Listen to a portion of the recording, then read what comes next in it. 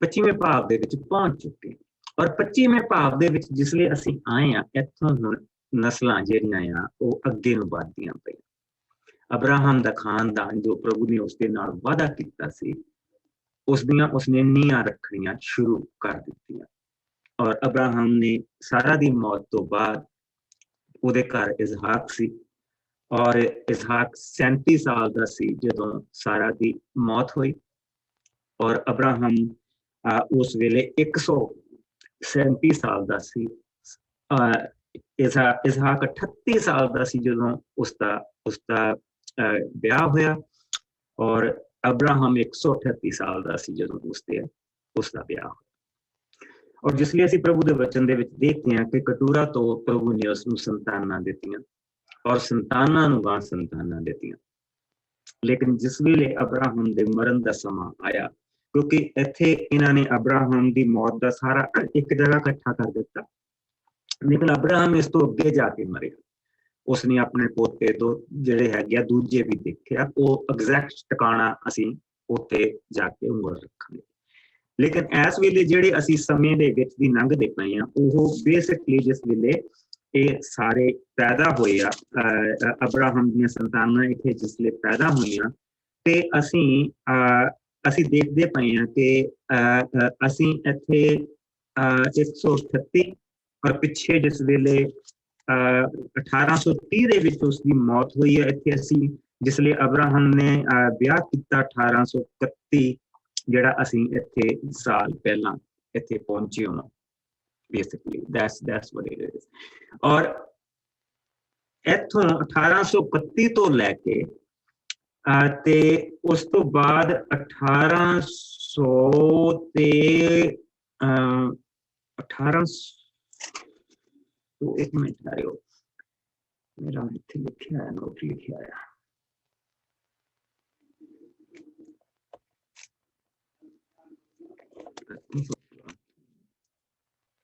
ਹਾਂ 1817 ਦੇ ਵਿੱਚ ਜਾ ਕੇ 1817 ਦੇ ਵਿੱਚ ਸੋ ਇਹ ਜਿੱਥੇ ਲਿਖਦੇ ਆ ਕਿ ਮਦਿਆਨ ਉਸ ਤੱਕ ਏਫਾ ਏਫਰ ਹਨੋਕ ਅਬੀਦਾ ਜਿਹੜੀ 24ਵੀਂ ਆਇਤ ਉੱਥੇ ਲਿਖ ਲਓ 1814 ਨਹੀਂ 1817 ਮਾਫ ਕਰਨਾ 1817। ਸੋ ਅਬਰਾਹਮ ਦੀ ਤੀਸਰੀ ਵਾਈਫ ਤੋਂ ਵੀ ਬੱਚੇ ਪੈਦਾ ਹੋ ਚੁੱਕੇ ਸੀ ਔਰ ਇੱਥੇ ਆ ਕੇ ਸ਼ੈਮ ਦੀ ਮੌਤ ਹੋਈ। ਜਿਹੜਾ ਬੇੜੀ ਦੇ ਵਿੱਚ ਸੀਗਾ ਉਸਦਾ ਪੁੱਤਰ ਨੋਹ। ਸੋ ਆਪਣੇ ਪੜਪੋਤੇ ਦੇ ਪੋਤੇ ਦੇਖ ਕੇ ਉਹ ਇੱਥੇ ਉਸਦੀ ਡੈਥ ਹੋਈ। ਸੋ ਸ਼ੈਮ ਦੀ ਮੌਤ ਇੱਥੇ ਆ ਕੇ ਹੋਈ ਆ ਔਰ ਇਸ ਵੇਲੇ ਜਿਹੜੀ ਉਸਦੀ ਟੋਟਲ ਉਮਰ ਹੈ 600 ਸਾਲ। ਸੋ ਸਾਨੂੰ ਬੇੜੀ ਤੋਂ ਉਤਰਿਆਂ ਨੂੰ 500 ਸਾਲ ਇੱਥੇ ਹੋ ਚੁੱਕੇ। ਸੋ ਸ਼ੈਮ ਦੀ ਜਿਹੜੀ ਮੌਤ ਆ ਉਹ ਇੱਥੇ ਹੋਈ ਹੈ। ਸੋ ਇਹਨਾਂ ਨੇ ਗਾਂ ਉਸਦੀ ਅਬਰਾਹਮ ਦੀ ਮੌਤ ਦੇ ਬਾਰੇ ਦੱਸਿਆ ਤੇ ਸਾਰਾ। ਸੋ ਲੇਕਿਨ ਜਿਹੜੀ ਮੇਨ ਚੀਜ਼ ਆ ਅਬਰਾਹਮ ਨੇ 5ਵੀਂ ਆਇਤ ਅਬਰਾਹਮ ਨੇ ਆਪਣੀ ਸਾਰੀ ਜਾਇਦਾਦ ਇਸਹਾਕ ਨੂੰ ਦਿੱਤੀ ਪਰ ਉਸਨੇ ਜਿਉਂਦੇ ਜੀ ਆਪਣੀਆਂ ਦੂਜੀਆਂ ਪਤਨੀਆਂ ਦੀ ਸੰਤਾਨਾਂ ਨੂੰ ਯਾਨੀ ਕਿ ਇਸ਼ਮਾਇਲ ਨੂੰ ਉਹਦੀਆਂ ਸੰਤਾਨਾਂ ਅਬਰਾਹਮ ਨੇ ਦੇਖੀਆਂ। ਦੂਜੀਆਂ ਪਤਨੀਆਂ ਦੀ ਸੰਤਾਨ ਨੂੰ ਬਹੁਤ ਕੁਝ ਸੁਗਾਤਾਂ ਦੇ ਦੇ ਕੇ ਪੂਰਬ ਦੀ ਧਰਤੀ ਨੂੰ ਇਸਹਾਕ ਤੋਂ ਦੂਰ ਕਰ ਦਿੱਤਾ। ਸੋ ਉਹ ਜਿਹੜੀਆਂ ਸੰਤਾਨਾਂ ਸੀ ਉਹਨਾਂ ਨੇ ਜਾ ਕੇ ਪਰਸ਼ੀਆ ਦਾ ਇਲਾਕਾ ਜਿਹਨੂੰ ਅਸੀਂ ਅੱਜ ਈਰਾਨ ਕਹਿੰਦੇ ਉਹ ਇਲਾਕਾ ਉਹਨਾਂ ਨੇ ਵਸਾਇਆ ਔਰ ਜਿੱਦਾਂ ਜਿੱਦਾਂ ਉਹ ਵੱਧਦੀਆਂ ਗਈਆਂ ਤਾਂ ਉਹਨਾਂ ਨੇ ਜਿਸ ਤਰ੍ਹਾਂ ਕਿ ਉਹ ਸਾਰੇ ਇਲਾਕੇ ਦੇ ਉੱਤੇ ਕਬਜ਼ਾ ਕਰਨਾ ਸ਼ੁਰੂ ਕਰ ਦਿੱਤਾ। ਜਿਸ ਲਈ ਰਾਜਾ ਸਾਇਰਸ ਆਇਆ ਸੀ, ਰਾਜਾ ਖੋਰਸ ਆਇਆ ਸੀ ਤੇ ਉਹ ਜਿਸ ਧਰਮ ਨੂੰ ਮੰਨਦਾ ਸੀ, ਹੁਣ ਜਿਹੜਾ ਮੈਂ ਤੁਹਾਨੂੰ ਦਿਖਾਇਆ ਮੈਂ ਜਾਣ ਕੇ ਦਿਖਾਇਆ ਕਿ ਜਿਹੜਾ ਬੰਦਾ ਬੜਾ ਕੌੜਾ ਜਿਹਾ ਹੋਇਆ ਧਰਮਾਂ ਤੋਂ ਤੇ ਜਿਹੜਾ ਬੋਲਦਾ ਪਿਆ ਉਹ ਮੈਂ ਤਾਂ ਦਿਖਾਇਆ ਕਿ ਸਿਰਫ ਇਸ ਚੀਜ਼ ਦੇ ਕਰਕੇ ਕਿ ਜਿਹੜੀ ਚੀਜ਼ ਉਹ ਦਿਖਾਉਂਦਾ ਪਿਆ ਉਹ ਇਹ ਸੋਚਦਾ ਪਿਆ ਕਿ ਇਹ ਸਾਰੀ ਜਿਹੜੀ ਇੱਕ ਪਰਮੇਸ਼ਵਰ ਦੀ ਤੇ ਬਹੁਤਿਆਂ ਪਰਮੇਸ਼ਵਰਾਂ ਦੀ ਜਿਹੜੀ ਗੱਲ ਆਈ ਹੈ ਨਾ ਇਹ ਸਾਰੀ ਇੰਡੀਆ ਤੋਂ ਆਈ ਹੈ। लेकिन नहीं, इंडिया के जिहड़े लोग सीगे वो सिर्फ नेचर की वर्शिप करते सीगे, वो होर किसी चीज की वर्शिप नहीं सी करते। ये जिहड़े सारे लोग आए आ, ये जिहड़े सारे लोग आए आ, ये सारे उत्थों ही उन्हां इलाकिਆਂ ਦੇ ਵਿੱਚੋਂ इजराइल ਦੇ इलाके तो उठ के इजिप्ट ਦੇ इलाके तो उठ के सारे जाने आउंदे पए आ इस वेले पर्शिया ਦੇ इलाके ਦੇ ਵਿੱਚ बसे हो आ। ਬਹੁਤਿਆਂ ਦੇਵਤਿਆਂ ਦਾ ਦੇਵੀ ਦੇਵਤਿਆਂ ਦਾ ਜਿਹੜਾ ਜਿਨ੍ਹਾਂ ਨੇ ਪੂਜਾ ਪਾਠ ਕਰਨੀ ਸ਼ੁਰੂ ਕੀਤੀ ਸੀ ਉਹ ਜੈਫਤ ਦਾ ਖਾਨਦਾਨ ਸੀ, ਤੀਸਰੇ ਪੁੱਤਰ ਦਾ ਖਾਨਦਾਨ ਸੀ ਜਿਹਦੇ ਵਿੱਚੋਂ ਗੋਰੇ ਹੋਏ। ਸੋ ਬਹੁਤੇ ਪਰਮੇਸ਼ਵਰਾਂ ਦੀ ਜਿਹੜੀ ਹੈਗੀ ਨਾ ਕਿ ਬਹੁਤ ਸਾਰੇ ਦੇਵੀ ਦੇਵਤੇ ਆ, ਇਹ ਜਿਹੜੀ ਗਿਣਤੀ ਲੈ ਕੇ ਆਏ ਆ ਉਹ ਐਕਚੁਅਲੀ ਜੈਫਤ ਦੀ ਸੰਤਾਨ ਲੈ ਕੇ ਆਈ ਆ ਔਰ ਫਿਰ ਉਹਨਾਂ ਨੇ ਸ਼ਮ ਦੀ ਸੰਤਾਨ ਨੂੰ ਦਿੱਤਾ।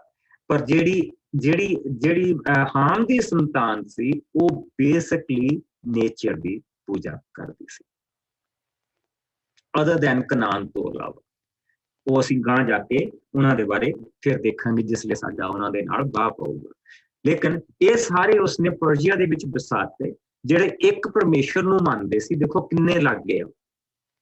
ਉਹ ਜਿਹੜਾ ਪਰਮੇਸ਼ਵਰ ਆ ਉਹਦਾ ਨਾਂ ਅਹੂਰਾ ਮਾਜ਼ਦਾ, यानी कि वो रचनहार रोशनी, ਉਹਦਾ मतलब ये रचनहार रोशनी आ और उसने स्वर्ग तो अग घल्ली सी और वो उसे ही अग की पूजा करते।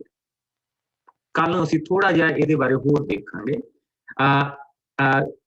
अगर ਤੁਸੀਂ ਦੇਖਣਾ ਹੋਵੇ ਇੱਕ मूवी ਆ ਉਹਨੂੰ ਕਹਿੰਦੇ ਆ, ਉਸਦਾ ਨਾਂ ਹੈਗਾ people of the fire, people of the flame, sorry people of the flame. ਤੇ ਉਹਦੇ ਵਿੱਚ ਉਹ ਮੰਦਿਰ ਦਿਖਾਉਂਦੇ ਆ ਜਿੱਥੇ ਉਹ ਉਸ ਅੱਗ ਨੂੰ ਬੁਝਣ ਨਹੀਂ ਦਿੰਦੇ, ਉਸ ਅੱਗ ਨੂੰ ਉਹ ਬੁਝਣ ਨਹੀਂ ਦਿੰਦੇ। ਔਰ ਉਸੇ ਤਰ੍ਹਾਂ ਜਿਹੜੇ ਸਾਡੇ ਉਧਰੋਂ ਹਿੰਦੂ ਉੱਠ ਕੇ ਆਏ ਸੀਗੇ ਉਹ ਵੀ ਉਸੇ ਤਰ੍ਹਾਂ ਜਿਹੜੇ ਆਰੀਅਨ ਲੋਕ ਉੱਠ ਕੇ ਆਏ ਸੀਗੇ ਉਹ ਵੀ ਉਸੇ ਤਰ੍ਹਾਂ ਉਸ ਅੱਗ ਦੀ ਪੂਜਾ ਕਰਦੇ ਸੀ, ਉਸੇ ਤਰ੍ਹਾਂ ਉਹਦੇ ਵਿੱਚ ਹਵਨ ਕਰਦੇ ਹੁੰਦੇ ਸੀ ਤੇ ਉਹ ਵੀ ਉਸ ਅੱਗ ਦੇ ਨਾਲ ਹੀ ਸਾਰੀ ਪੂਜਾ ਕਰਦੇ ਸੀ। और इथों सानू पता लगता कि there is no fourth one, कोई चौथा नहीं सी। ये उसे ही नोहा दी औलाद आ, ये उसे दे तीन पुत्र आ जेड़े प्रभु ने जिन्हां नू बरकत दित्ती आ और वो भी वो नेचर की पूजा करते पे। जैफत के खानदान दे विच ये जिहड़ी मूर्ति पूजा आई है, बड़ियां बड़ियां मूर्तियां बनाना ओहदी पूजा करनी, ये इन्हां दे विच आई है। और ਉਹਦੇ ਤੋਂ ਜਿਹੜੀ ਇਹ ਮੂਰਤੀ ਪੂਜਾ ਜਿਹੜੀ ਲਈ ਆ ਉਹ ਸ਼ੈਮ ਦੇ ਖਾਨਦਾਨ ਨੇ ਲਈ ਆ ਔਰ ਉੱਥੋਂ ਉਸਨੇ ਉਹਨਾਂ ਨੇ ਪੂਜਾ ਕਰਨੀ ਸ਼ੁਰੂ ਕੀਤੀ। ਪਰ ਪ੍ਰਭੂ ਨੇ ਆਪਣੀ ਲਾਈਨ ਜਿਹੜੀ ਆ ਉਹ ਪਵਿੱਤਰ ਰੱਖੀ ਆ ਅਬਰਾਹਮ ਦੀ ਸੰਤਾਨ ਦੇ ਰਾਹੀਂ, ਜਿਨ੍ਹਾਂ ਨੇ ਯਹਵੇ ਨੂੰ ਆਪਣਾ ਪਰਮੇਸ਼ਵਰ ਕਿਹਾ, ਜਿਨ੍ਹਾਂ ਨੇ ਉਸ ਖੁਦਾ ਨੂੰ ਆਪਣਾ ਪਰਮੇਸ਼ਵਰ ਕਿਹਾ ਜੋ ਖੁਦ ਹੈ। ਖੁਦਾ ਦਾ ਮਤਲਬ ਇਹ ਹੀ ਹੁੰਦਾ ਜੋ ਖੁਦ ਹੈ, ਉਸਨੂੰ ਖੁਦਾ ਕਹਿੰਦੇ। और जिसने उसकी पूजा की और वो उस तरह गां जाके वो सिमिलरिटी सेम अहूरा मैज़दा सारियां चीज़ां नूं बनाउण वाला उसने सारियां चीज़ां की रचना की। एक उन्हां दा गाड हैगा उसका नाम, एक हैगा देवता जिहड़ा डार्क साइड दा, उहनूं वो एंटी कहंदे। ਉਹਦੇ ਵਿੱਚ ਸਾਰੇ तरह की बुराई और वो इंसान बुराई के रस्ते के उत्ते पाउंदा। पर जो अहूरा माज़दा जिहड़ा वो दया दे नाल भरिया पिया। किहदे तो ये चीज़ां आईयां? एक परमेश्वर। There has to be someone. So ये लोग जाके इन्होंने पर्शिया के इलाके दे विच इन्हां शिक्षावां तो ये सारा कुछ शुरू किया और उत्थे जिहड़े लोग पहलां भी रह रहे सीगे वो भी जिहड़े हाम दे जिहड़े खानदान दे लोग सी वो भी उन्हां दे नाल रल गए और उत्थे असीं इन्हां नूं वधदे देखदे पए। सो प्रभु ने अपनी रोशनी किसी ना किसी ढंग दे नाल हर एक तक पहुंचाई है, कोई खाली नहीं। पर जिहड़ी ओहदी मुक्ति आ वो यसू दे विच। नॉलेज ते मुक्ति दे विच बहुत फर्क। नॉलेज उन्हें अपनी सारियां नूं दित्ती है पर मुक्ति कीमत दे नाल मिलती है, मुक्ति कीमत दे नाल मिलती है। ਉਹ ਸਾਨੂੰ ਯਿਸੂ ਦੇ ਵਿੱਚ ਮਿਲਦੇ ਆ। ਸੋ ਜਿਸ ਲਈ ਅਸੀਂ ਹੁਣ ਪ੍ਰਭੂ ਦੇ ਵਚਨ ਦੇ ਵਿੱਚ ਆਉਂਦੇ ਆ, ਸੋ ਅਸੀਂ ਹੁਣ ਅਬਰਾਹਮ ਦੇ ਬਾਕੀ ਦੇ ਖਾਨਦਾਨ ਦੇ ਬਾਰੇ ਪੜ੍ਹਦੇ ਹਾਂ। ਹੁਣ ਇਸ ਨੂੰ ਕੋਈ ਜਾਣਾ ਦੁਆਰਾ 25ਵਾਂ ਭਾਵ 1 ਆਇਤ ਤੋਂ ਲੈ ਕੇ ਇਸ ਨੂੰ 11 ਆਇਤ ਤੱਕ ਪਹਿਲਾਂ ਪੜ੍ਹੇ। ਸੋ ਇੱਥੇ ਅਸੀਂ ਅਬਰਾਹਮ ਦਾ ਸਾਰਾ ਵੰਸ਼ ਦੇਖਾਂਗੇ। ਮੈਂ ਪੜ੍ਹਦੀ ਹਾਂ ਪਾਸਟਰ ਜੀ।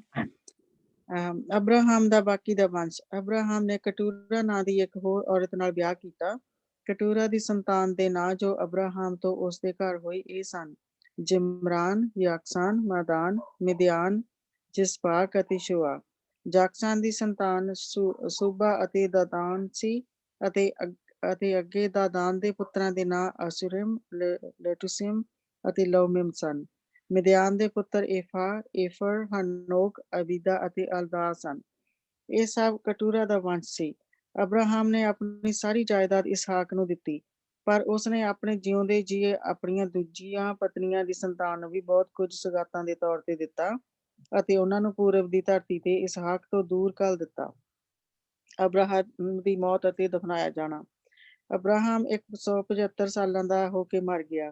ਅਬਰਾਹਮ ਨੇ ਆਪਣੇ ਮਰਨ ਤੱਕ ਆਪਣੇ ਲੋਕਾਂ ਵਿੱਚ ਚੰਗੇ ਦਿਨ ਗੁਜ਼ਾਰੇ ਸਨ ਅਤੇ ਫਿਰ ਉਹ ਆਪਣੇ ਪੁਰਖਿਆਂ ਨਾਲ ਜਾ ਮਿਲਿਆ।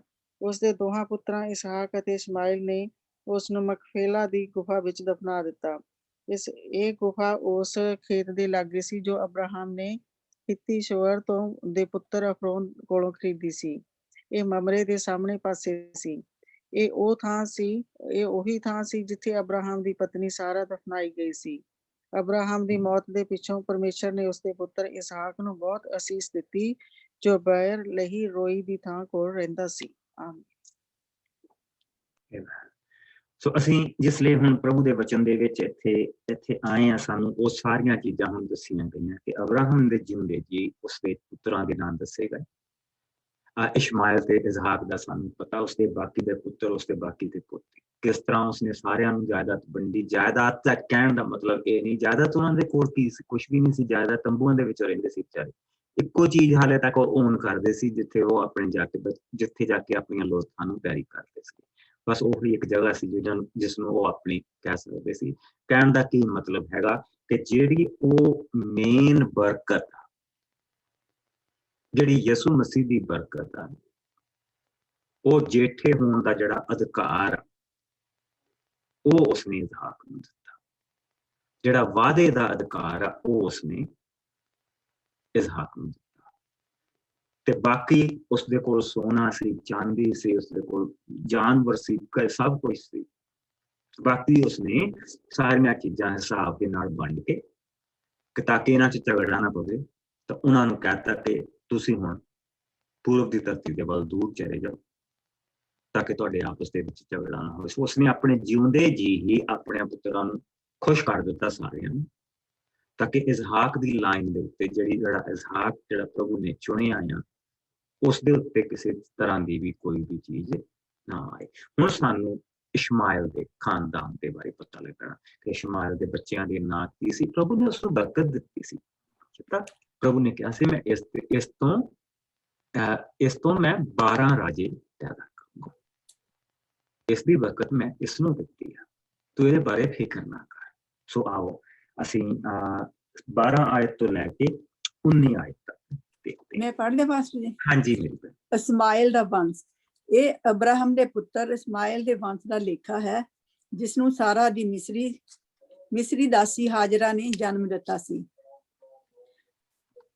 ਉਸ ਦੇ ਪੁੱਤਰਾਂ ਦੇ ਤਰਤੀਬਵਾਰ ਇਹ ਨਾਂ ਸਨ: ਨਵਾਯੋਤ, ਕੇਦਾਰ, ਅਦਬਏਲ, ਮਿਬਸਾਮ, ਮਿਸਹਾ, ਦੁਮਾ, ਮਸ਼ਾ, ਹਦਦ, ਤੇਮਾ, ਜਟੂਰ, ਨਫੀਸ, ਕੇਦਮਾ।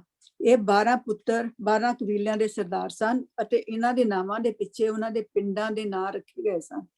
ਇਸਮਾਇਲ 130 ਸਾਲਾਂ ਦਾ ਹੋ ਕੇ ਮਰ ਗਿਆ ਅਤੇ ਆਪਣੇ ਪੁਰਖਿਆਂ ਨਾਲ ਮਿਲ ਗਿਆ।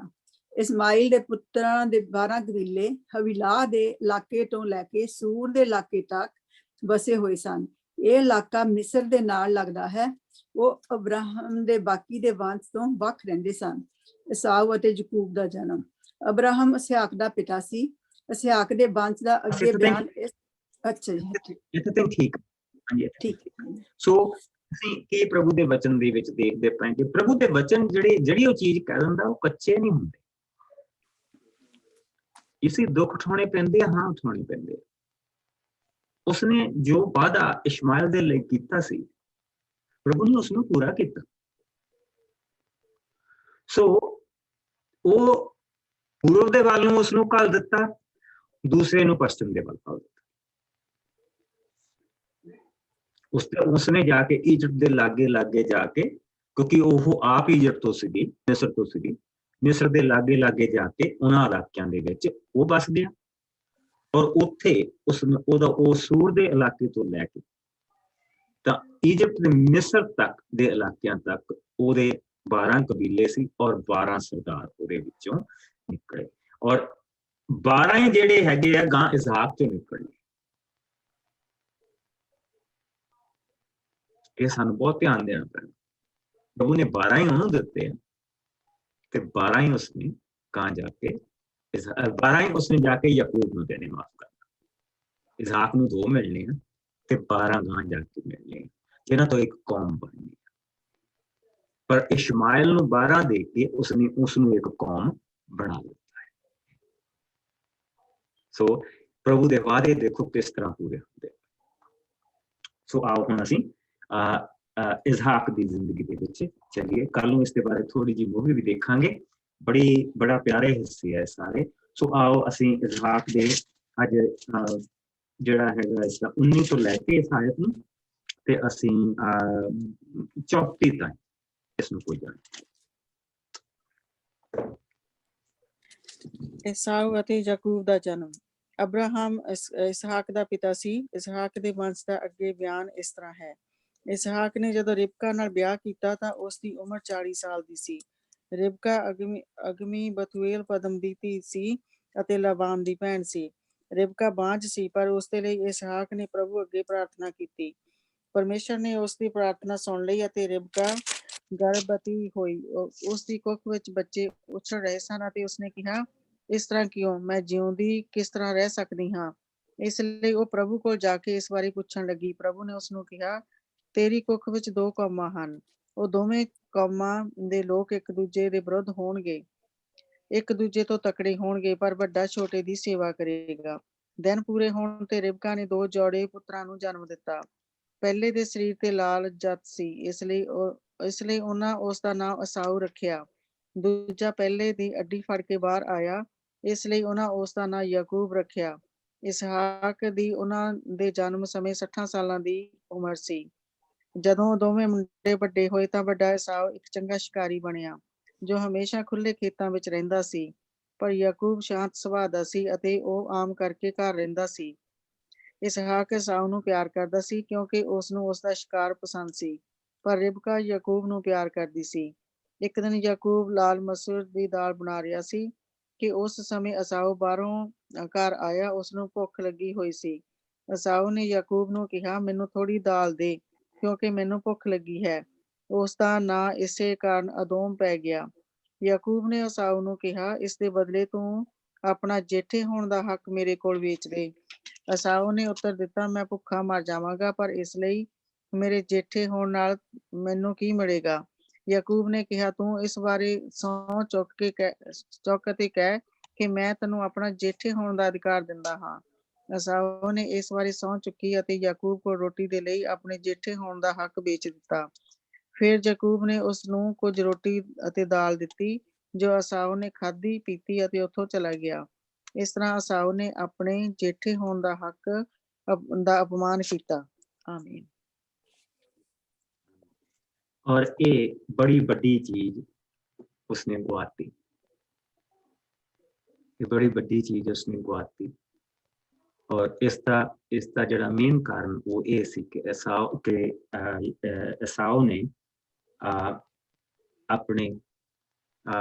ਨੇ ਦੂਸਰੇ ਨੇ ਆਇਜ਼ਕ ਨੇ ਆਪਣੇ ਬੱਚਿਆਂ ਨੂੰ, ਇਸਹਾਕ ਨੇ ਇਹ ਚੀਜ਼ਾਂ ਦੇ ਬਾਰੇ ਦੱਸਿਆ ਨਹੀਂ ਖੋਲ ਕੇ ਕਿ ਸਾਡੇ ਕੋਲ ਕੀ ਹੈ। ਠੀਕ। ਸੋ ਅਸੀਂ ਜਿਸ ਵੇਲੇ ਪ੍ਰਭੂ ਦੇ ਵਚਨ ਦੇ ਵਿੱਚ ਇੱਥੇ ਅਸੀਂ ਜਾਂਦੇ ਹਾਂ ਤਾਂ ਸਭ ਤੋਂ ਜਿਹੜੀ ਪਹਿਲੀ ਜਿਹੜੀ ਚੀਜ਼ ਦੇਖਣ ਵਾਲੀ ਆ ਕਿ ਹੁਣ ਆਲਮੋਸਟ 20 ਸਾਲ ਹੋ ਚੁੱਕੇ ਆ ਉਹਦੇ ਵਿਆਹ ਨੂੰ 20 ਸਾਲ ਹੋ ਚੁੱਕੇ ਆ। ਕਟੂਰਾ ਦੇ ਬੱਚੇ ਪੈਦਾ ਹੋ ਰਹੇ ਆ। ਔਰ ਇੱਥੇ ਅਸੀਂ 1807 ਦੇ ਵਿੱਚ ਪਹੁੰਚੇ ਹਾਂ ਤੇ ਜਾ ਕੇ ਉਹਦੇ ਘਰ ਬੱਚੇ ਪੈਦਾ ਹੋਏ ਆ। ਸੋ ਜਿਸ ਲਈ ਅਸੀਂ ਪਹਿਲਾ ਭਾਗ ਦੇਖਦੇ ਪਏ ਹਾਂ, ਉਸਦੇ ਵਿੱਚ ਸਾਨੂੰ ਉਸਨੇ ਇਹੋ ਹੀ ਦੱਸਿਆ ਕਿ ਉਹ ਜਿਹੜੀ ਰੇਬਕਾ ਸੀ ਉਹ ਬਾਂਝ ਸੀ, ਪਰ ਪ੍ਰਭੂ ਨੇ ਜਿਹੜੇ ਇੱਥੇ ਤੁਸੀਂ ਇੱਕ ਚੀਜ਼ ਦੇਖੋ, ਪਰਮੇਸ਼ਰ ਨੇ ਰੇਬਕਾ ਬਾਂਝ ਸੀ ਅਤੇ ਉਸਦੇ ਲਈ ਇਸਹਾਕ ਨੇ ਪ੍ਰਭੂ ਦੇ ਅੱਗੇ, ਇਸਹਾਕ ਨੇ ਪ੍ਰਭੂ ਦੇ ਅੱਗੇ ਬੇਨਤੀ, ਔਰ ਪ੍ਰਭੂ ਨੇ ਉਸਦੀ ਬੇਨਤੀ ਸੁਣੀ। ਔਰ ਰੇਬਕਾ ਗਰਭਵਤੀ ਹੋਈ ਅਤੇ ਉਸਦੇ ਕੁੱਖ ਦੇ ਵਿੱਚ ਬੱਚੇ ਉਛਲ ਰਹੇ ਸਨ ਅਤੇ ਉਸਨੇ ਕਿਹਾ, ਇਸ ਤਰ੍ਹਾਂ ਕਿਉਂ, ਮੈਂ ਤਾਂ ਜਿਉਂਦੀ, ਮੈਂ ਇਸ ਤਰ੍ਹਾਂ ਮੈਂ ਕਿਸ ਤਰ੍ਹਾਂ ਜਿਉਂਦੀ ਰਹਿ ਸਕਦੀ ਹਾਂ। ਇਸ ਲਈ ਉਹ ਪ੍ਰਭੂ ਦੇ ਕੋਲ ਜਾ ਕੇ ਬਾਰੇ ਪੁੱਛਣ ਲੱਗੀ ਤੇ ਪ੍ਰਭੂ ਨੇ ਉਸਨੂੰ ਕਿਹਾ, ਜੋ ਕਿੰਨਾ ਨਜ਼ਦੀਕੀ ਰਿਸ਼ਤਾ ਹੈ। ਉਸਨੇ ਇਸ ਦਾ ਮਤਲਬ ਕਿ ਦੋਨੋਂ ਜਾਣੇ ਪ੍ਰਭੂ ਦੀ ਵਰਸ਼ਿਪ ਕਰਦੇ, ਇਸਹਾਕ ਵੀ ਔਰ ਬੇਸ਼ੱਕ ਰਿਬਕਾ ਉਸ ਖਾਨਦਾਨ ਦੇ ਵਿੱਚੋਂ ਆਈ ਹੈ ਜਿਹੜੇ ਬੁੱਤ ਪ੍ਰਸਤੀ ਕਰਦੇ, ਪਰ ਇੱਥੇ ਆ ਕੇ ਉਸਨੇ ਪ੍ਰਭੂ ਦੀ ਪੂਜਾ ਕੀਤੀ। ਔਰ ਇਸ ਦੇ ਪਿੱਛੇ ਵੀ ਇੱਕ ਬਹੁਤ ਵੱਡਾ ਕਾਰਨ ਹੈ ਜਿਹੜਾ ਅਸੀਂ ਗਾਂ ਜਾ ਕੇ ਦੇਖਾਂਗੇ, ਬੇਸਿਕਲੀ ਕੱਲ ਨੂੰ ਦੇਖਾਂਗੇ। ਤਾਂ ਉਸਨੇ ਕਿਹਾ ਕਿ ਤੇਰੀ ਕੁੱਖ ਦੇ ਵਿੱਚ 2 ਕੌਮਾਂ, ਇਡਮਾਈਟਸ ਅਦੋਮੀ ਲੋਕ ਤੇ ਉਸ ਤੋਂ ਬਾਅਦ ਅਸੀਂ ਜਿਹੜੇ ਹੈਗੇ ਆ ਇਜ਼ਰਾਈਲੀ ਲੋਕ, ਇਹ 2 ਕੌਮਾਂ, ਔਰ ਇਹਨਾਂ ਨੇ ਹਮੇਸ਼ਾ ਹੀ ਲੜਨਾ ਇਸ ਦੇ ਵਿੱਚ। 2 ਕੌਮਾਂ ਹਨ, ਦੋਵੇਂ ਕੌਮਾਂ ਦੇ ਲੋਕ ਇੱਕ ਦੂਜੇ ਦੇ ਵਿਰੁੱਧ ਹੋਣਗੇ ਅਤੇ ਇੱਕ ਦੂਜੇ ਤੋਂ ਤਕੜੇ ਹੋਣਗੇ, ਪਰ ਵੱਡਾ ਛੋਟੇ ਦੀ ਸੇਵਾ ਕਰੇਗਾ। ਸੋ ਪ੍ਰਭੂ ਨੇ ਉਸਨੂੰ ਇਸ ਦੇ ਬਾਰੇ ਖੋਲ ਕੇ ਦੱਸਿਆ। ਅੱਛਾ, ਉਸ ਤੋਂ ਬਾਅਦ ਉਸਦੇ ਘਰ 2 ਪੁੱਤਰਾਂ ਨੇ ਜਨਮ ਲਿਆ। ਪਹਿਲੇ ਦੇ ਸਰੀਰ ਤੇ ਲਾਲ ਜੱਟ ਸੀ, ਉਹਨਾਂ ਨੇ ਉਸਦਾ ਨਾਮ ਈਸਾਓ ਰੱਖਿਆ। ਦੂਜਾ ਪਹਿਲੇ ਦੀ ਅੱਡੀ ਫੜ ਕੇ ਬਾਹਰ ਆਇਆ, ਇਸ ਲਈ ਉਹਨਾਂ ਨੇ ਉਸਦਾ ਨਾਮ ਯਾਕੂਬ ਰੱਖਿਆ। ਇਸਹਾਕ ਦੀ ਉਸ ਸਮੇਂ ਜਨਮ ਦੇ ਸਮੇਂ ਉਮਰ 60 ਸਾਲਾਂ ਦੀ ਸੀ। ਸੋ ਅਸੀਂ ਇੱਥੇ ਬੇਸਿਕਲੀ ਮਸੀਹ ਦੇ ਜਨਮ ਤੋਂ ਪਹਿਲਾਂ 1808-1807 ਸਾਲ ਤੇ ਪਹੁੰਚ ਚੁੱਕੇ ਹਾਂ। ਪ੍ਰਭੂ ਯਿਸੂ ਮਸੀਹ ਦੇ ਜਨਮ ਤੋਂ ਪਹਿਲਾਂ ਅਸੀਂ ਇੱਥੇ ਪਹੁੰਚ ਚੁੱਕੇ। ਠੀਕ, ਸੋ ਇੱਥੇ ਤੁਸੀਂ ਉਸ ਨੂੰ ਦੇਖ ਸਕਦੇ ਹਾਂ। ਸੋ ਕੱਲ ਨੂੰ ਅਸੀਂ ਇਹ ਜਿਹੜਾ ਹੈਗਾ ਆ ਈਸਾਓ ਦਾ ਜੇਠੇ ਹੋਣ ਦਾ ਜਿਹੜਾ ਹੱਕ ਵੇਚਣਾ, ਇਸ ਨੂੰ ਅਸੀਂ ਕੱਲ ਨੂੰ ਦੇਖਾਂਗੇ। ਪਰ ਹੁਣ ਤੱਕ ਅਸੀਂ ਜੋ ਕੁਝ ਦੇਖ ਕੇ ਹਟੇ ਹਾਂ, ਤੁਸੀਂ ਇਸ ਚੀਜ਼ ਨੂੰ ਦੇਖੋ ਕਿ ਇੱਕ ਬੰਦਾ ਜਿਹੜਾ 60 ਸਾਲਾਂ ਦੀ ਉਮਰ ਦੇ ਵਿੱਚ ਜਿਹਨੇ ਪ੍ਰਭੂ ਦੀ ਆਵਾਜ਼ ਨੂੰ ਸੁਣਿਆ, ਔਰ ਪ੍ਰਭੂ ਦੀ ਆਵਾਜ਼ ਲਗਾਤਾਰ ਉਹਦੇ ਕੰਨ 'ਚ ਪੈਂਦੀ ਰਹੀ, 75 ਸਾਲ ਦੀ ਉਮਰ ਦੇ ਵਿੱਚ ਹੋ ਕੇ ਉਹ ਤੁਰਿਆ। ਔਰ ਦੇਖੋ ਪ੍ਰਭੂ ਨੇ ਉਸਨੂੰ ਕਿੱਦਾਂ ਸੰਭਾਲਿਆ, ਕਿਸ ਤਰ੍ਹਾਂ ਉਸਨੂੰ ਜਿੱਤਾਂ ਦਿੱਤੀਆਂ, ਕਿਸ ਤਰ੍ਹਾਂ ਉਸਨੂੰ ਜੋ ਉਸਦੀਆਂ ਜ਼ਰੂਰਤਾਂ ਸੀ ਉਸ ਤੋਂ ਕਿਤੇ ਜ਼ਿਆਦਾ ਦਿੱਤਾ। ਕਿਤੇ ਵੱਡੇ ਮਿਰਾਕਲ ਪ੍ਰਭੂ ਨੇ ਉਸਦੇ ਲਈ ਕੀਤੇ ਕਿ ਉਹਦੀ ਸਮਝ ਤੋਂ ਬਾਹਰ ਸੀਗੇ, ਉਹਨਾਂ ਦੀਆਂ ਸੋਚਾਂ ਤੋਂ ਬਾਹਰ ਸੀਗੇ। ਉਹ ਕੁਛ ਪ੍ਰਭੂ ਨੇ ਉਸਦੇ ਲਈ ਕੀਤਾ ਕਿ ਜਿਸ ਲਈ ਅਸੀਂ ਦੇਖਦੇ ਹਾਂ ਕਿ ਕਿੰਨੀ ਅਜੀਬ ਚੀਜ਼ ਆ ਕਿ ਉਧਰੋਂ ਬਾਪ ਦਾ ਵਿਆਹ ਹੋ ਰਿਹਾ, ਉਹ 138 ਸਾਲਾਂ ਦਾ ਹੈ, 138 ਸਾਲਾਂ ਦੇ ਕਰੀਬ ਆ। ਉਧਰੋਂ ਮੁੰਡੇ ਦਾ ਵਿਆਹ ਹੋ ਰਿਹਾ, ਉਹ 40 ਸਾਲਾਂ ਦਾ। ਉਹਦੇ ਫਿਰ ਸੰਤਾਨ ਪੈਦਾ ਹੋ ਰਹੀ ਹੈ, ਪਰ ਅਬਰਾਹਮ ਨੇ ਇਹ ਤੋਂ ਨਹੀਂ ਦੇਖਿਆ, ਕਿਉਂਕਿ ਅਬਰਾਹਮ ਦੀ ਜਿਹੜੀ ਮੌਤ ਹੋਈ ਆ ਉਸ ਵੇਲੇ ਉਹ 175 ਸਾਲਾਂ ਦਾ ਸੀ। 1792 ਦੇ ਵਿੱਚ ਮਸੀਹ ਦੇ ਆਉਣ ਤੋਂ 1792 ਸਾਲ ਪਹਿਲਾਂ, ਪਰ ਇਹ ਦੋਨੇ ਪੈਦਾ ਹੋਏ ਆ ਮਸੀਹ ਦੇ ਆਉਣ ਤੋਂ ਪਹਿਲਾਂ 1808 ਸਾਲ, ਕਿਉਂਕਿ ਪਿੱਛੇ ਨੂੰ ਜਿਹੜੇ ਸਾਲ ਆ ਉਹ ਵੱਧਦੇ ਆ। ਏਦਾਂ ਪਿੱਛੇ ਜਿੱਦਾਂ ਅਸੀਂ ਮੋਹਰੇ ਨੂੰ ਗਿਣਤੀ ਵਧਾਉਂਦੇ ਜਾਂਦੇ ਹਾਂ, ਏਦਾਂ ਅਸੀਂ ਪਿੱਛੇ ਨੂੰ ਵੀ ਗਿਣਤੀ ਵਧਾਉਂਦੇ। ਸੋ ਜਿਸ ਲਈ ਅਸੀਂ ਇਹਨਾਂ ਸਾਰੀਆਂ ਚੀਜ਼ਾਂ ਨੂੰ ਦੇਖਦੇ ਹਾਂ। ਤੁਸੀਂ ਦੇਖੋ ਕਿੱਦਾਂ ਪ੍ਰਭੂ ਦਾ ਇਹ ਵਚਨ ਇਕੱਠਾ ਹੁੰਦਾ ਜਾਂਦਾ। ਕੋਈ ਕਾਰਨ ਹੈ ਕਿ ਅਸੀਂ ਜਿਸ ਲਈ ਪਹਿਲਾਂ ਇਹਨੂੰ ਨੂੰ ਦੇਖਦੇ ਸੀ, ਇਸ ਵਚਨ ਨੂੰ, ਜਿੱਥੇ ਕੋਈ ਮਰ ਗਿਆ ਅਸੀਂ ਉਹਨੂੰ ਉੱਥੇ ਮਾਰ ਦਿੰਦੇ ਸੀ, ਠੀਕ। ਪਰ ਉਹ ਤਾਂ ਬਾਈਬਲ ਨੂੰ, ਹਿਸਟਰੀ ਨੂੰ ਕੰਪੈਕਟ ਕਰਨ ਦੇ ਲਈ ਉਹਨਾਂ ਨੇ ਇਹ ਸਾਰੀਆਂ ਚੀਜ਼ਾਂ ਲਿਖੀਆਂ। ਪਰ ਹੁਣ ਜਿਸ ਲਈ ਅਸੀਂ ਦੇਖਦੇ ਪਏ ਹਾਂ ਕਿ ਕਿਹੜਾ ਪੁਰਖਾ ਕਿੰਨੀਆਂ ਚੀਜ਼ਾਂ ਦੇਖ ਕੇ ਹੋ ਗਿਆ। ਆਈ ਮੀਨ ਇੱਥੇ ਤੱਕ ਸ਼ੈਮ ਆਪਣੇ ਬੱਚਿਆਂ ਨੂੰ, ਔਰ ਈਵਨ ਦੂਜਿਆਂ ਦੇ, ਉਹ ਵੀ ਉਹਦੇ ਭਤੀਜੇ ਭਤੀਜੀਆਂ ਹੋਏ ਸਾਰੇ ਇੱਕ ਤਰ੍ਹਾਂ ਦਾ, ਉਹ ਵੀ ਗ੍ਰੈਂਡਫਾਦਰ ਤਾਂ ਉਹ ਵੀ ਉਹਨਾਂ ਦਾ ਹੀ ਹੋਇਆ ਨਾ। ਉਹਨਾਂ ਨੂੰ ਵੀ ਉਹਨਾਂ ਦੇ ਬਾਪ ਵੀ ਉਹਨਾਂ ਨੂੰ ਦੱਸਦੇ ਹੋਣਗੇ, ਲੇਕਿਨ ਦੇਖੋ ਫਿਰ ਵੀ ਇਨਸਾਨ ਕਿਹੜੇ ਕੰਮ ਕਰ ਰਿਹਾ ਹੈ। ਉਸਦੀ ਦਇਆ ਫਿਰ ਵੀ ਦੇਖੋ ਕਿ ਉਸਨੇ ਫਿਰ ਵੀ ਸਾਨੂੰ ਵਧਣ ਦਿੱਤਾ, ਉਸਨੇ ਫਿਰ ਵੀ ਸਾਨੂੰ ਇਸ ਧਰਤੀ ਦੇ ਉੱਤੇ ਰਹਿਮ ਕੀਤੀ, ਉਸਨੇ ਫਿਰ ਕੌਮਾਂ ਬਸਾਈਆਂ, ਉਸਨੇ ਫਿਰ ਕੌਮਾਂ ਬਸਾਈਆਂ। ਇਹ ਪ੍ਰਭੂ ਦਾ ਅਸੀਮ ਪਿਆਰ,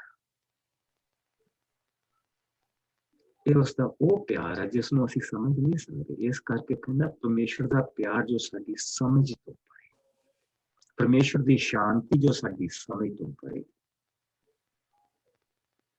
ਪਰਮੇਸ਼ਰ ਦੀ ਤਾਕਤ ਜੋ ਸਾਡੇ ਸਮਝ ਤੋਂ ਪਰੇ, ਇਹ ਸਾਰੀਆਂ ਚੀਜ਼ਾਂ ਨੂੰ ਅਸੀਂ ਸਮਝ ਦੇ ਡੱਬੇ 'ਚ ਨਹੀਂ ਬੰਦ ਕਰ ਸਕਦੇ। ਲੇਕਿਨ ਜਿਸ ਵੇਲੇ ਅਸੀਂ ਇਹ ਪ੍ਰਭੂ ਦੇ ਵਚਨ ਦੇ ਵਿੱਚ ਅਸੀਂ ਉਹ ਸਾਰੇ ਕੰਮ ਪ੍ਰਭੂ ਨੂੰ ਕਰਦਾ ਦੇਖਦੇ ਹਾਂ, ਉਹਨਾਂ ਦੇ ਲਈ ਵੀ ਜਿਹੜੇ ਉਸਦੇ ਨਾਮ ਨੂੰ ਨਹੀਂ ਲੈਂਦੇ ਪਏ, ਪਰ ਉਹ ਬੜੇ ਤਰੀਕੇ ਦੇ ਨਾਲ ਉਹਨਾਂ ਨੂੰ ਰੋਸ਼ਨੀ ਦੇ ਵਿੱਚ ਲੈ ਕੇ ਆ ਰਹੇ, ਬੜੇ ਜੈਂਟਲਨੈਸ ਦੇ ਨਾਲ, ਬੜਾ ਜੈਂਟਲ ਅਪਰੋਚ। ਔਰ ਇਸ ਕਰਕੇ ਉਸ ਤੇ ਕਿਹਾ ਜਾਂਦਾ ਕਿ ਦਰਵਾਜ਼ੇ ਤੇ ਖੜੇ, ਉਹ ਧੱਕੇ ਦੇ ਨਾਲ ਨਹੀਂ ਹੁੰਦਾ। ਇਹ ਹੈ ਸਾਡੇ ਪ੍ਰਭੂ ਦੀ ਬਰਕਤ। ਆਓ ਦੁਆ ਕਰੀਏ। ਕੱਲ ਨੂੰ ਅਸੀਂ ਮੂਵੀ ਦੇ 2 ਹਿੱਸੇ ਹੋਰ ਦੇਖਾਂਗੇ। ਕੱਲ ਨੂੰ ਅਸੀਂ ਦੇਖਾਂਗੇ ਕਿ ਕਿਸ ਤਰ੍ਹਾਂ ਜਿਹੜੇ ਸਾਡੇ ਪੁਰਖੇ ਸੀਗੇ, ਉਹ ਕਿੱਦਾਂ ਪੂਜਾ ਪਾਠ ਕਰਦੇ ਸੀਗੇ, ਕਿੱਦਾਂ ਆ ਕੇ ਉਹਨਾਂ ਨੇ ਜਿਹੜੇ ਏਰੀਅਨ ਸੀਗੇ ਜਿਸ ਲਈ ਉਹ ਆਏ, ਉੱਥੋਂ ਉੱਠ ਕੇ ਆਏ, ਕਿੱਦਾਂ ਉਹਨਾਂ ਨੇ ਬਸਾਈਆਂ। ਅੱਜ ਵੀ ਕਿੱਦਾਂ ਸਾਡੇ ਉਹ ਜਿਹੜੇ ਪਹਿਲੇ ਆਏ ਸੀਗਾ, ਉਹਨਾਂ ਦੇ ਨਿਆਣੇ ਹਾਲੇ ਵੀ ਉਹੀ ਪੂਜਾ ਕਰਦੇ ਪਏ, ਔਰ ਗੁਜਰਾਤ ਦੇ ਇਲਾਕੇ ਦੇ ਵਿੱਚ ਬਸੇ। ਅਸੀਂ ਥੋੜਾ ਜਿਹਾ ਉਹਨਾਂ ਦੇ ਬਾਰੇ ਕੱਲ ਨੂੰ ਦੇਖਾਂਗੇ 5-7 ਮਿੰਟ ਦਾ, ਔਰ ਫਿਰ ਅਸੀਂ ਕੱਲ ਨੂੰ ਇਸ ਤੋਂ ਅੱਗੇ ਵਧਾਂਗੇ ਕਿ ਕਿਸ ਤਰ੍ਹਾਂ ਜਿਹੜੀਆਂ ਅਬਰਾਹਮ ਦੀਆਂ ਸੰਤਾਨਾਂ ਉਹ ਆਲਰੇਡੀ ਹਿੰਦੁਸਤਾਨ ਤੱਕ ਪਹੁੰਚ ਗਈਆਂ ਸੀ ਬਹੁਤ ਸਮਾਂ ਪਹਿਲਾਂ। ਪ੍ਰਭੂ ਜੀ ਤੇਰਾ ਬਹੁਤ ਸ਼ੁਕਰ ਕਰਦੇ ਹਾਂ, ਤੇਰੀ ਦਇਆ ਦੇ ਲਈ, ਤੇਰੇ ਰਹਿਮ ਦੇ ਲਈ, ਤੇਰੇ ਪਿਆਰ ਦੇ ਲਈ। ਪ੍ਰਭੂ ਜੀ ਇਸ ਵਚਨ ਦੇ ਲਈ ਅਸੀਂ ਤੇਰਾ ਸ਼ੁਕਰ ਕਰਦੇ ਹਾਂ। ਸਾਡੀਆਂ ਤਾਂ ਪ੍ਰਭੂ ਜੀ, ਸਾਡੀਆਂ ਤਾਂ ਟਾਹਣੀਆਂ ਉਸੇ ਜੜ ਤੇ ਲੱਗੀਆਂ ਪ੍ਰਭੂ ਜੀ, ਜੋ ਪ੍ਰਭੂ ਜੀ ਤੂੰ ਚੁਣੀ ਸੀ, ਜੋ ਪ੍ਰਭੂ ਜੀ ਤੇਰੇ ਵਾਅਦੇ ਦੇ ਥੱਲੇ ਸੀ, ਜੋ ਤੇਰੀ ਬਰਕਤ ਦੇ ਥੱਲੇ ਸੀ, ਜੋ ਪ੍ਰਭੂ ਜੀ ਜਿਨ੍ਹਾਂ ਨੂੰ ਤੂੰ ਇਸ ਧਰਤੀ ਤੇ ਰੋਸ਼ਨੀ ਫੈਲਾਉਣ ਦੇ ਲਈ ਚੁਣਿਆ ਸੀ। ਔਰ ਪਿਆਰੇ ਪ੍ਰਭੂ, ਅਸੀਂ ਤੇਰਾ ਸ਼ੁਕਰ ਕਰਦੇ ਹਾਂ ਕਿ ਅਸੀਂ ਵੀ ਉਹਨਾਂ ਲੋਕਾਂ ਦੇ ਵਿੱਚੋਂ ਹੀ ਆਏ। ਇਸ ਸਮੇਂ ਦੇ ਵਿੱਚ ਪ੍ਰਭੂ ਜੀ ਤੂੰ ਸਾਨੂੰ ਬਹੁਤ ਕੁਝ ਸਿਖਾਇਆ, ਅਸੀਂ ਬੜਾ ਵਿਸਤਾਰ ਦੇ ਵਿੱਚ ਦੇਖਿਆ। ਕੱਲ ਨੂੰ ਪ੍ਰਭੂ ਜੀ ਸਾਰੀਆਂ ਚੀਜ਼ਾਂ ਨੂੰ ਇਕੱਠੇ ਕਰ, ਸੋ ਕੱਲ ਦੇ ਲਈ ਤੂੰ ਸਾਨੂੰ ਬੁੱਧ ਦੇਈਂ, ਭੁੱਖ ਦੇਈਂ, ਆਪਣੀ ਹਜ਼ੂਰੀ ਦੇਈਂ। ਅੱਜ ਮੇਰੇ ਭੈਣ ਭਰਾਵਾਂ ਦੇ ਨਾਲ ਬਣਿਆ ਰਹੇ, ਤੇਰੀ ਦਇਆ, ਰਹਿਮ, ਪਿਆਰ ਇਹਨਾਂ ਦੇ ਨਾਲ ਬਣਿਆ ਰਹੇ। ਪਵਿੱਤਰ ਆਤਮਾ ਦੀ ਹਜ਼ੂਰੀ ਤੇ ਭਰਪੂਰੀ ਇਹਨਾਂ ਦੇ ਨਾਲ ਬਣੀ ਰਹੇ, ਔਰ ਮੇਰੇ ਨਾਲ ਵੀ ਤੇਰਾ ਤੰਦਰੁਸਤੀ ਵਾਲਾ ਹੱਥ ਸਾਡੇ ਸਭ ਦੇ ਉੱਤੇ ਬਣਿਆ ਰਹੇ। ਮੈਂ ਖਾਸ ਕਰਕੇ ਇਸ ਵੇਲੇ ਉਹਨਾਂ ਭੈਣ ਭਰਾਵਾਂ ਦੇ ਲਈ ਦੁਆ ਕਰਦਾ ਪ੍ਰਭੂ ਜੀ, ਖਾਸ ਕਰਕੇ ਪਾਸਟਰ ਬੇਦੀ ਦੇ ਲਈ, ਜੋ ਔਰ ਉਸਦੇ ਪਰਿਵਾਰ ਦੇ ਲਈ, ਭੈਣ ਬਬਲੀ ਦੇ ਲਈ ਔਰ ਉਸਦੇ ਪਰਿਵਾਰ ਦੇ ਲਈ, ਔਰ ਇਸੇ ਤਰ੍ਹਾਂ ਪ੍ਰਭੂ ਜੀ ਮੈਂ ਚਰਚ ਦੇ ਉਹਨਾਂ ਮੈਂਬਰਾਂ ਦੇ ਵਾਸਤੇ ਦੁਆ ਕਰਦਾ ਜੋ ਪ੍ਰਭੂ ਜੀ ਇਸ ਵੇਲੇ ਕਰੋਨਾ ਦੇ ਵਿੱਚ ਗੁਜ਼ਰਦੇ ਪਏ।